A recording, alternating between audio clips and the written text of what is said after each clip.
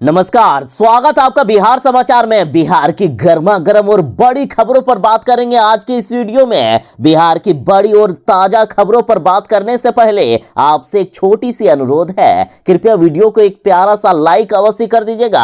आपका लाइक करना ही हमारी मेहनत का फल होता है।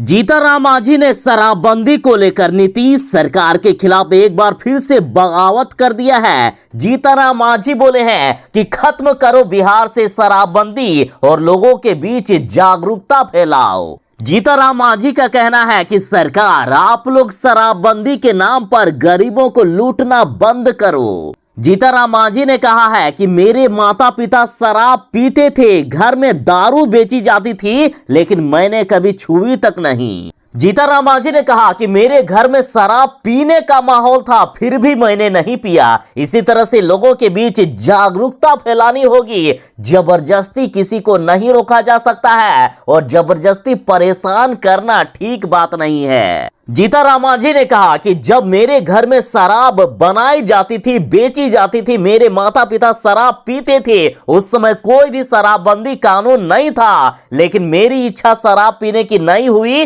तो मैंने शराब नहीं पिया। जीतनराम मांझी ने कहा कि मेरे पिता तो शराब पीते ही थे, उसके साथ मेरी माता भी शराब पीती थी, फिर भी मैंने अपने होठों तक शराब को आने नहीं दिया। लेकिन आज जो नीतीश सरकार ने कानून बना दिए हैं, ये कानून गरीबों को परेशान करने के लिए बना है। इस कानून में सुधार होना चाहिए। इस कानून के तहत पुलिस तबके के लोग करोड़पति बन रहे हैं और गरीब बेगुनाह लोग जेल जा रहे हैं। जीतनराम मांझी ने कहा कि यदि किसी को फंसाना है तो उसके घर में शराब रख के फंसा दे रहे हैं और बेचारे बेगुनाह को जेल भेजवा दिया जाता है। जीतनराम मांझी ने कहा कि हम बार बार नीतीश कुमार जी से एक ही बात कहते हैं कि इस कानून की समीक्षा कीजिए, खत्म कीजिए इस कानून को। जीतनराम मांझी ने साफ साफ कहा है कि क्या फायदा यार ऐसे शराबबंदी का, जिसमें गरीब लोगों को फंसाया जा रहा है और पुलिस पदाधिकारी करोड़पति होते जा रहे हैं।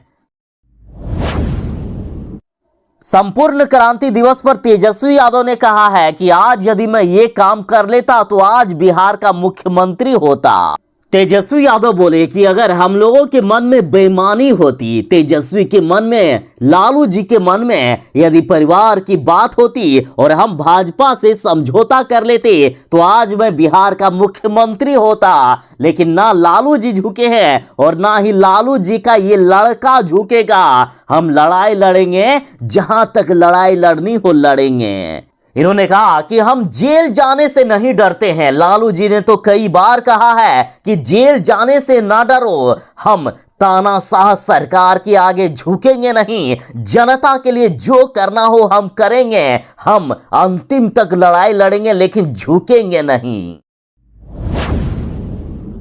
बिहार में मौसम बेईमान हो गया है। एक तरफ जहां बिहार के कई जिलों में कड़ी धूप और गर्मी से लोग परेशान हैं, तो वहीं बिहार के कुछ जिलों में भयानक बारिश हो रही है। और आज भी मौसम विभाग ने बारिश को लेकर खतरनाक अपडेट जारी कर दी है। आज बिहार के कई जिलों में खतरनाक बारिश होने वाली है। एक तरफ जहां बिहार के कुछ जिलों में धूप से लोग परेशान होंगे, तो बिहार के इन 16 जिलों में भयानक बारिश को लेकर मौसम विभाग ने लोगों को चेतावनी दे दी है। और ये जिले हैं बिहार के सुपौल, अररिया, किशनगंज, कटिहार, पूर्णिया, सहरसा, मधेपुरा, भागलपुर, मुंगेर, बांका, जमुई, खगड़िया, पश्चिमी चंपारण, पूर्वी चंपारण, गोपालगंज, सिवान, सारण, वैशाली, शिवहर, दरभंगा, मधुबनी, समस्तीपुर, मुजफ्फरपुर और सीतामढ़ी। इन जिलों में भयानक बारिश हो सकती है। साथ ही बिहार के अन्य जिलों में भी हल्की बारिश होने का पूर्वानुमान जारी किया गया है। तो वहीं बिहार के जिन जिलों में तेज बारिश होने वाली है, वहां 30 से 40 किलोमीटर प्रति रफ्तार की दर से हवा चलेगी, मतलब तेज आंधी तूफान भी आ सकता है। तो वहीं वज्रपात को लेकर भी लोगों को चेतावनी दी गई है।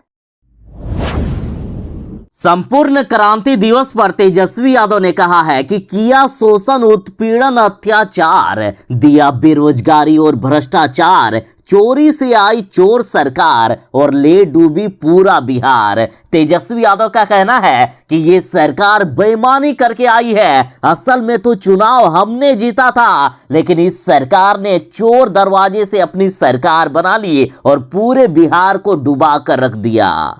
तो वहीं तेजस्वी यादव ने कहा है कि आज कोई खुश नहीं है, महंगाई चरम सीमा पर है, किसान बदहाल है, मजदूरों की कोई बात नहीं करता है, छात्र, नौजवान, ये सरकार जानबूझकर बेरोजगारी बढ़ा रही है, देश की संपत्तियों को बेचा जा रहा है, जहां संविधान सुरक्षित नहीं है, लोकतंत्र सुरक्षित नहीं है, पूरे देश को सरकार ने कंगाल कर दिया है, पूरे देश की संपत्तियों को बेचा जा रहा है, रेल, गेल, सेल सब कुछ बेच दिया गया है।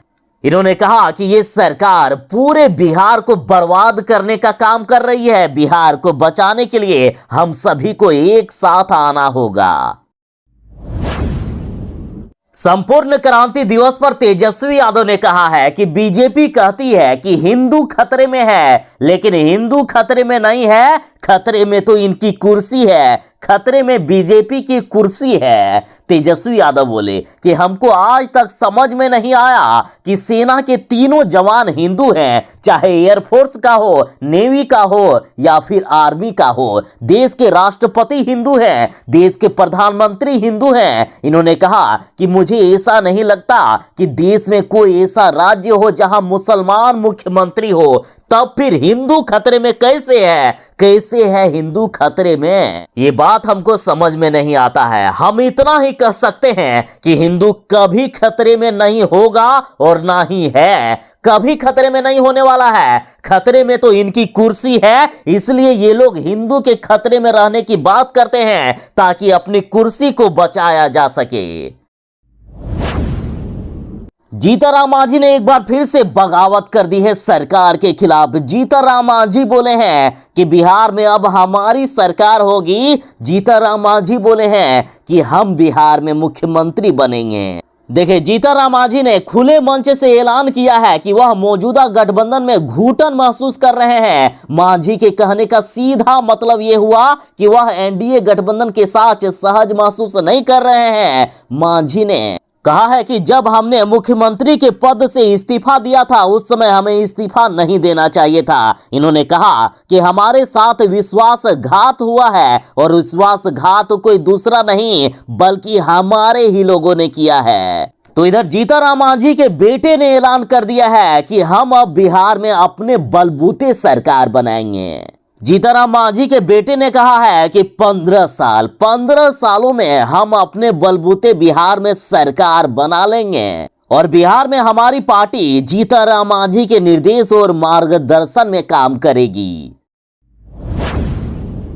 संपूर्ण क्रांति दिवस पर तेजस्वी यादव ने पूरे सिस्टम की पोल खोल दी है। तेजस्वी यादव ने कहा कि बिहार में कोई भी सिस्टम सरकार का ठीक से काम नहीं करता है। हम विपक्ष की तो छोड़ दीजिए, लेकिन खुद बीजेपी की नीति आयोग कह रही है कि बिहार हर मामले में फेल है। आखिर क्यों नहीं कोई काम हो रहा है बिहार में? क्या कर रही है ये सरकार? बिहार सरकार कहती है कि हम काम करने वाले लोग हैं, तो क्या बीजेपी की नीति आयोग झूठ बोल रही है? कौन झूठ बोल रहा है बिहार में, बीजेपी या फिर नीतीश कुमार? सही बात है, तेजस्वी यादव बिल्कुल ही सही कह रहे हैं कि आखिर कोई तो झूठ बोल रहा है। नीति आयोग कह रहे हैं कि बिहार में कोई काम ठीक से नहीं हो रहा है, बिहार हर मामले में फिसड्डी है और बिहार सरकार कहती है हम काम करने वाले लोग हैं। तो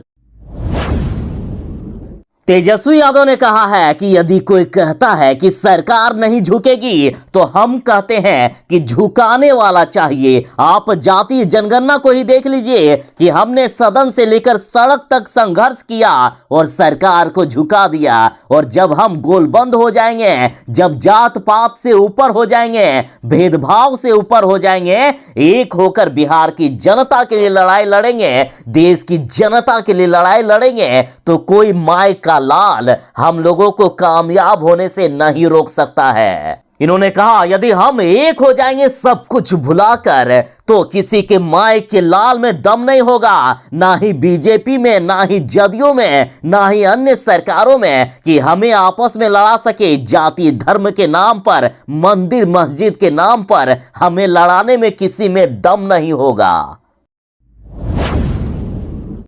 तो वहीं तेजस्वी यादव ने कहा है कि जो एजेंडा है पढ़ाई, कमाई, सिंचाई, दवाई, सुनवाई, इस पर कोई बात नहीं करता है। इस सरकार का एजेंडा है कि गरीब पर मत बात करो, बेरोजगारी पर मत बात करो, पलायन पर मत बात करो, विशेष राज्य के दर्जे पर मत बात करो, महिला सुरक्षा पर मत बात करो। बात करो हिंदू की, मुसलमान की, मंदिर की, कश्मीर की। आज इसी पर चर्चा की जा रही है। वो लोग भी जानते हैं कि इस पर बात करके जब हम लोगों को वोट मिल ही रहा है तो आखिर क्यों हम बेरोजगारी दूर करें, क्यों किसानों की आय दोगुनी करें, आखिर क्यों गरीबों के बारे में सोचे, आखिर क्यों मजदूरों के बारे में सोचे। वो लोग भी जानते हैं कि आखिर हम लोगों को यही सबसे वोट मिल ही जा रहा है तो आखिर क्यों रिस्क लें। अतः अब जनता को जागरूक होना पड़ेगा, जनता को फैसला करना पड़ेगा कि हम जो वोट दे रहे हैं उसकी कीमत क्या है और किस राह में जा रही है।